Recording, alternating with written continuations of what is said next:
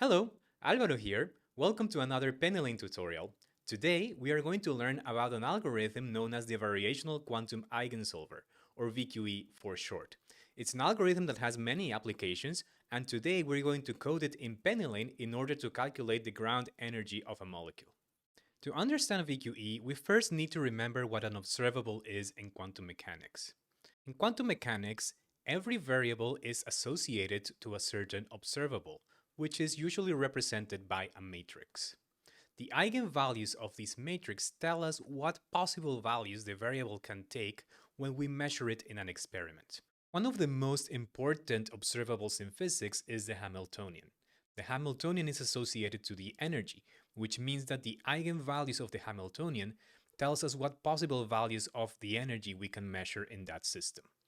So for example, for a hydrogen atom, the eigenvalues of the Hamiltonian are minus 13.6 electron volts, minus 3.4 electron volts, minus 1.5 electron volts, and others. What we observe in this case, and actually in all physically relevant cases, is that the Hamiltonian has a lowest eigenvalue. That is, physical systems have a lowest possible energy, which is known as the ground energy. So if the eigenvalues of the Hamiltonian represent the possible values of the energy, what are the eigenvectors? The eigenvectors are states of the quantum system. If a quantum system is in one of these eigenvectors or energy eigenstates, then if it's associated to the eigenvalue E, then always when I measure the energy of this energy eigenstate, I will get the value E. If the system is not in one of these energy eigenstates, I will get some probabilistic measurement outcomes, as is usual in quantum mechanics. So what is VQE? VQE is an algorithm that allows us to find the ground energy of a Hamiltonian, as well as its associated energy eigenstate, which is also known as the ground state. But why do I care about finding the ground state of a molecule, for example? In quantum chemistry, this is important because a lot of quantities of interest, such as reaction rates, actually reduce to calculating ground states of molecules. VQE is also useful in areas outside quantum chemistry. For example, portfolio optimization problems in finance can be formulated in terms of Hamiltonians, and the optimal portfolio can be found using VQE as well. Today, we will focus on quantum chemistry applications of VQE. In particular, we are going to use it to find the ground state of an H3 molecule. We will do this by following three steps. The first one is to calculate what the Hamiltonian for the H3 molecule is. The second is to prepare a candidate ground state using an educated guess. In physics, that is known as an ansatz. The third one is by running through all of our guesses, we will minimize the expectation value of the Hamiltonian. The state that minimizes this expectation value turns out to be the ground state. Step 1. Finding the molecular Hamiltonian. So to start with, we're going to import the usual libraries. So we import PennyLane as QML as usual, and then from PennyLane we import NumPy as NP. We're going to be doing a quantum chemistry example, so we will need the quantum chemistry library. So from PennyLane we import QChem. Then we need to define what molecule we're going to be working with. So in order to do this, we put in an array called symbols, each of the symbols of the atoms that make up our molecule. So in this case, just 3 H's. And we also need to specify where these nuclei of hydrogen are located. That is, we need to specify the geometry of the molecule. This is done by creating a NumPy array named coordinates. And what are the coordinates? Well, we already know what they are from a database, or you can also calculate it from the Hartree-Fock approximation. We're just gonna take them as given, and we're gonna take that these are good enough for our purposes, even though they are an approximation. Here they are. Shift Enter, and we have defined the geometry of our molecule. Now, in order to define our molecular Hamiltonian, we need the QChem library. So to do that, we just write Hamiltonian, comma qubits, because this command is also going to calculate the number of qubits that we need for our model. And we do qchem dot molecular underscore Hamiltonian. and we need to give it both the symbols and the coordinates that we defined before. Now, in VQE, it's easier to work with 2 electrons than it is to work with the 3 electrons that a neutral molecule of H3 has. So let's cheat a bit and make this actually an H3 ion. So for that, we specify that the charge is going to be +1, so we've removed 1 electron and we have 2 electrons. If we print out qubits, we will see that we actually need 6 qubits to model our molecule. Now we can define an approximate ground state known as the Hartree-Fock state. This will be a first approximation to our ground state, but is not really the ground state. So we do this by defining HF is equal to QChem dot HF state for Hartree-Fock state. And now we know that we have 2 electrons because it was a positive ion of H3. And we know that we need 6 qubits, so let's do orbitals equals to 6. Press enter, and if we print what HF is, it is this state in the Jordan-Wigner representation. To learn more about the Jordan-Wigner representation, please watch our video on Introduction to Quantum Chemistry. In that video, we also saw how to build a small circuit that would calculate the expectation value of one of these Hartree-Fock states. So let's do this again very quickly. So the number of wires in our circuit is equal to the number of qubits that we need. So will be equal to 6. We also need to define our device that we're going to call depth. So qml.device, and it will be again a simple default qubit device, which will have num wires, so 6 wires, and press enter.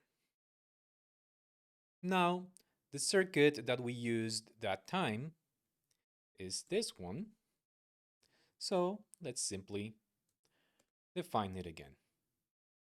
Now let's see what we get if we act with this circuit on the Hartree-Fock state. We get an energy of -1.24. What we will see is that this is really not the ground energy, so it is not the ground state. We can find a state that has a lower energy than this. Step 2. Preparing the trial ground state. To understand this second step, we first need to introduce the double excitation gate.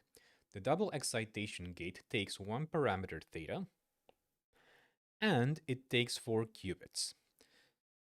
If the 4 input qubits are 1, 1, 0, and 0, then what this gate will do is take it into a superposition of itself with a prefactor of cosine theta halves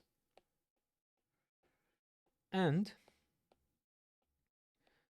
0, 0, 1, 1 with a prefactor of sine theta halves. If we take to be these wires where the purple gates are as the lower energy levels,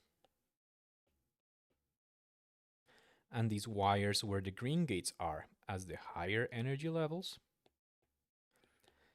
then basically what this gate is doing is taking the lower energy electrons into a superposition with themselves and the higher levels.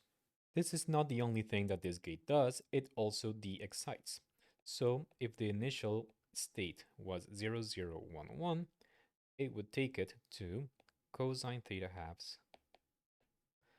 0, 0, 1, 1 plus sine theta halves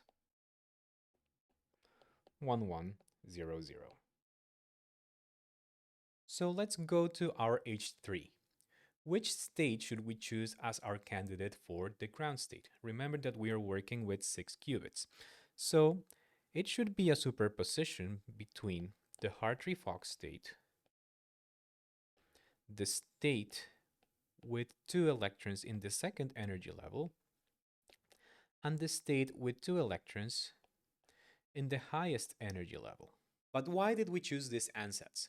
The reason is that in the Hartree-Fock approximation, we neglect some interactions between electrons. These interactions that we neglect are strongest when the electrons are in the same molecular energy level. For this reason, this ansatz accounts for the error made in the Hartree-Fock approximation. This is also the reason why we chose to have 2 electrons, because the ansatz would actually be easier to construct this way. Here is the circuit that allows us to form this arbitrary superposition between the Hartree-Fock state and these excited states. If the initial state is the Hartree-Fock state, so 1, 1, and the rest zeros, can you tell me what will be the output state after going through this circuit? Take a minute to figure it out.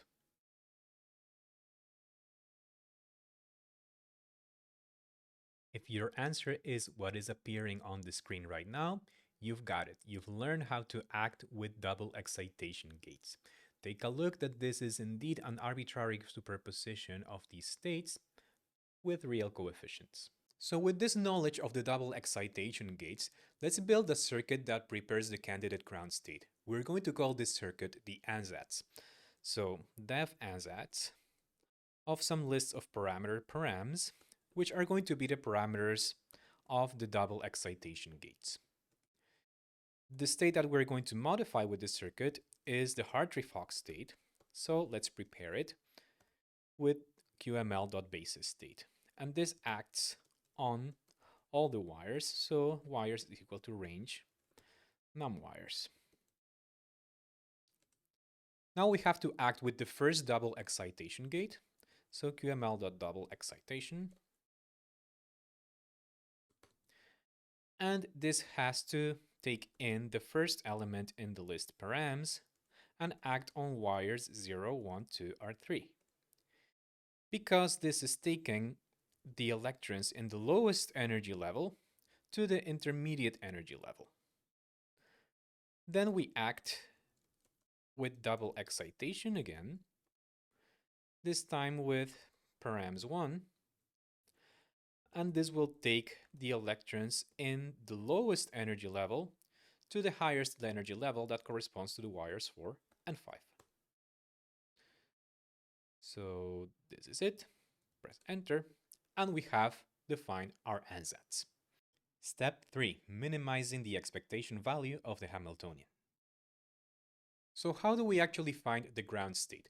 We need to make use of a property known as the Ritz variational principle, which tells us that if I find the state that minimizes the expectation value of the Hamiltonian, then that state is the ground state. So let's build a circuit that returns the expectation value of the Hamiltonian, and that will be our cost function. So let's make this a Q node, because we are going to return an expectation value, and let's define cost function, which will depend on params.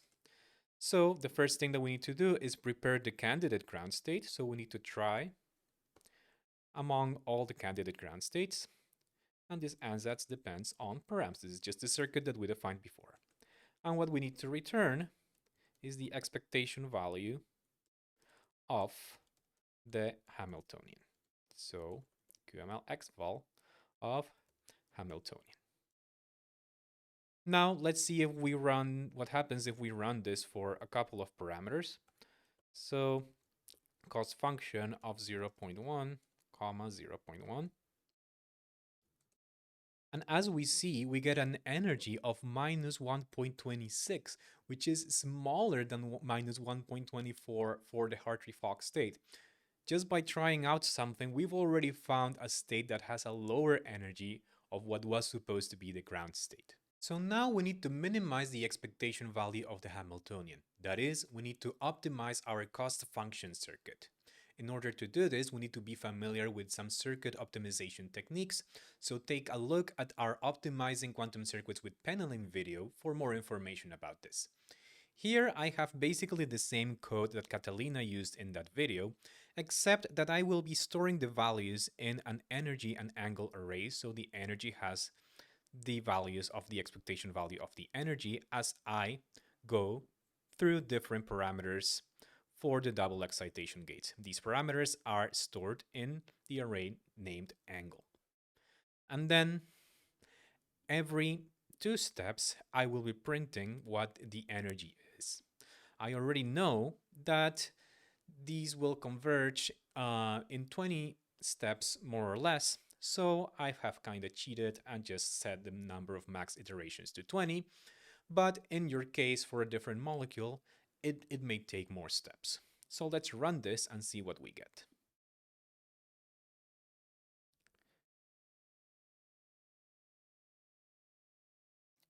And we see after 18 steps, it has converged to minus 1.27, which is much less than the minus 1.24 that we had guessed from the Hartree-Fock state. Now we also write some print statements in order to see what the final value of the ground energy and the optimizing parameters are. So here are the print statements, so let's see what we get in the end. The final ground energy is minus 1.27 as we already knew, and the final angle parameters are 0.192 and 0.193 respectively. So now we can ask PennyLane what the actual ground state is. So in order to do this, we can build a similar Q node to that of cost function, except that we return QML state. So it will look something like this, and we return QML state. And let's see what the state is for the optimized parameters theta. And we get something like this.